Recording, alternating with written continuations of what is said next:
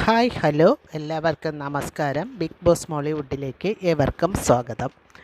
ഈ മോഹൻലാൽ സിനിമകളിലൂടെ 112-ാം ഭാഗത്തിൽ കാവേരി എന്ന ചലച്ചിത്രത്തിൻ്റെ വിശേഷങ്ങൾ എന്തൊക്കെയാണെന്ന് നോക്കാം.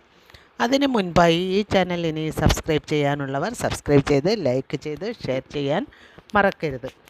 രാജീവ് നാഥിൻ്റെ കഥയ്ക്ക് തിരക്കഥയും സംഭാഷണവും രാജീവ് നാഥും നെടുമുടി വേണുവും ചേർന്നെഴുതി Sree united movie makers USA ബാനറിൽ ഈശ്വരി പണിക്കർ നിർമ്മിച്ച് 1986 പുറത്തിറങ്ങിയ മലയാള ചലച്ചിത്രമാണ് കാവേരി. ചിത്രത്തിൻ്റെ സംവിധാനം നിർവഹിച്ചതും രാജീവ് നാഥാണ്. മോഹൻലാൽ, മമ്മൂട്ടി, പ്രേംജി, സിതാര, നെടുമുടി വേണു എന്നിവർ പ്രധാന വേഷങ്ങളിൽ അഭിനയിച്ചിരിക്കുന്നു. ചിത്രത്തിന് പശ്ചാത്തല സംഗീതം ഒരുക്കിയത് ദക്ഷിണാമൂർത്തിയാണ്. ചിത്രത്തിൻ്റെ ഛായാഗ്രഹണം മധു അമ്പാട്ടും എഡിറ്റിംഗ് രവി കിരണും നിർവഹിച്ചിരിക്കുന്നു. 130 മിനിറ്റ് ദൈർഘ്യമുള്ള ഈ ചിത്രം 1986 മെയ് 23 തിയേറ്ററുകളിൽ പ്രദർശനത്തിനായി ദക്ഷിണേശ്വരി ഫിലിംസ് എത്തിച്ചു. 24 ലക്ഷമാണ് ചിത്രത്തിൻ്റെ ബജറ്റ്.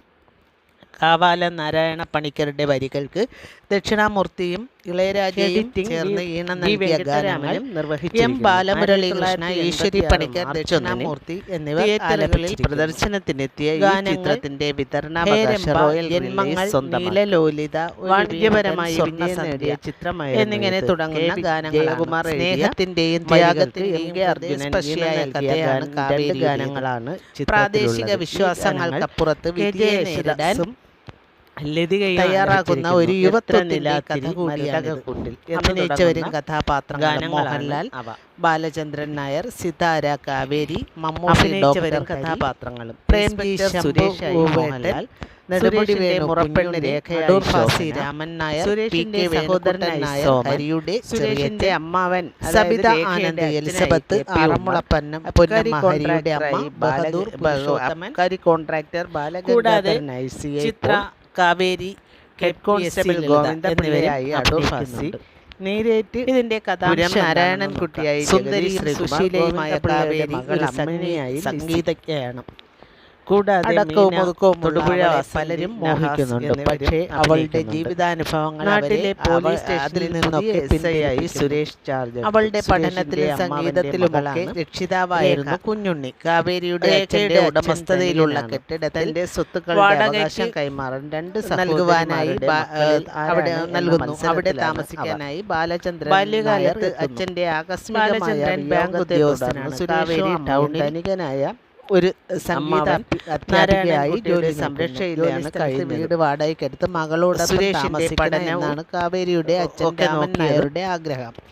ബാലചന്ദ്രനെ കാവേരിക്ക് ആത്മാർത്ഥതയോടും ആത്മാർത്ഥതയോടും ഒരു ദിവസം ബാലചന്ദ്രൻ കാവേരിയെ കാണാനായി ജോലി സ്ഥലത്തെത്തുന്നു. അവിടെ സ്ഥലം കാണാനായി കാവേരിയെ കൂട്ടിനായി ക്ഷണിക്കുന്നു. പക്ഷേ കാവേരി നാരായണൻകുട്ടിക്ക് ഒഴിഞ്ഞു മാറാൻ പോലീസ് ഓഫീസറായതിൽ കോൺഫറൻസിനല്ല കാവേരിയെ കാണാനായി മാത്രമാണ് നടന്നതെന്നും തനിക്ക് കാവേരി ആളെയാഹം നാരായണൻകുട്ടിയെന്നും ബാലചന്ദ്രൻ കാവേരിയോട് തുറന്ന് ബാലഗംഗാധരന്റെ ബാലചന്ദ്രന് ഒരു റിപ്ലൈ നൽകാനായി വിവാഹം കാവേരി വിഷമിക്കുന്നു. കാവേരിയുടെ അച്ഛൻ കാവേരിയെ ആ വിവാഹത്തിനായി പ്രേരിപ്പിക്കുന്നു. ആ സമയത്ത് വിവാഹത്തിനെതിരല്ല, പക്ഷേ തന്റെ കഴിഞ്ഞ കാലം അറിയിച്ചു വേണം വിവാഹം സഹപാഠി എന്ന കാവേരി പറയുന്നു. ബാലചന്ദ്രൻ തന്റെ അമ്മയെയും കൂട്ടി വിവാഹാലോചനയ്ക്കായി കാവേരിയുടെ കോൺട്രാക്ടർക്ക് വേണ്ടി സംസ്ഥാനത്ത് നിന്ന് സംസാരിക്കുന്നു.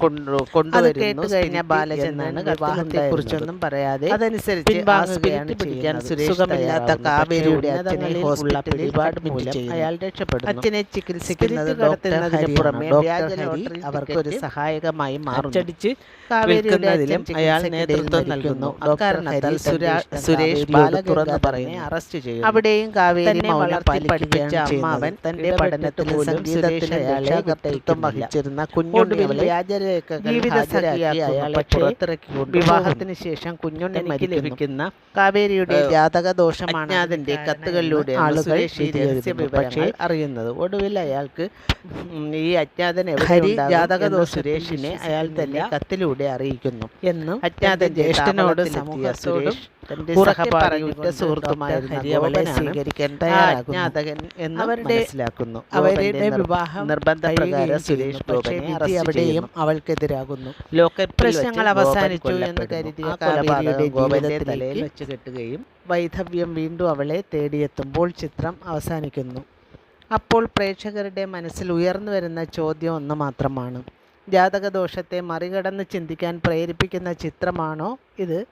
ജാതകദോഷം ശരിയാണെന്ന് വിശ്വസിപ്പിക്കുന്ന ചിത്രമാണോ കാവേരി എന്നത് മാത്രമാണ് ആ ചോദ്യം. എന്തായാലും ഉത്തരം കിട്ടാത്ത ഇത്തരം ചോദ്യങ്ങൾ പെൺകുട്ടികൾക്ക് മുൻപിൽ അന്നും ഇന്നും ഉയർന്നുകൊണ്ടേയിരിക്കുന്നു. പല പെൺകുട്ടികളുടെയും ജീവിതം നശിച്ചുപോയ ഇത്തരം ചോദ്യങ്ങൾക്ക് അവസാനമുണ്ടാക്കാൻ സമയമായി എന്ന തിരിച്ചറിവ് ഇനിയെങ്കിലും യുവതലമുറയ്ക്കുണ്ടാകട്ടെ എന്ന് പ്രാർത്ഥിച്ചുകൊണ്ട് ഈ ചിത്രത്തിൻ്റെ വിശേഷങ്ങൾ ഇവിടെ അവസാനിപ്പിച്ച് വിട പറയുന്നു.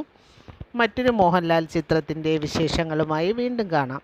ഇനി വരുന്ന വീഡിയോകളുടെ നോട്ടിഫിക്കേഷൻ നിങ്ങൾക്ക് ലഭിക്കുന്നതിനായി ഈ ചാനലിൽ കാണുന്ന സബ്സ്ക്രൈബ് ബട്ടൺ ക്ലിക്ക് ചെയ്ത് ലൈക്ക് ചെയ്ത് ഷെയർ ചെയ്യാൻ മറക്കരുത്. നിങ്ങളുടെ വിലയേറിയ അഭിപ്രായങ്ങൾ വീഡിയോയുടെ താഴെ കാണുന്ന കമൻറ്റ് ബോക്സിൽ രേഖപ്പെടുത്താനും നിങ്ങൾ മടിക്കരുത്. വീണ്ടും കാണാം. നന്ദി, നമസ്കാരം.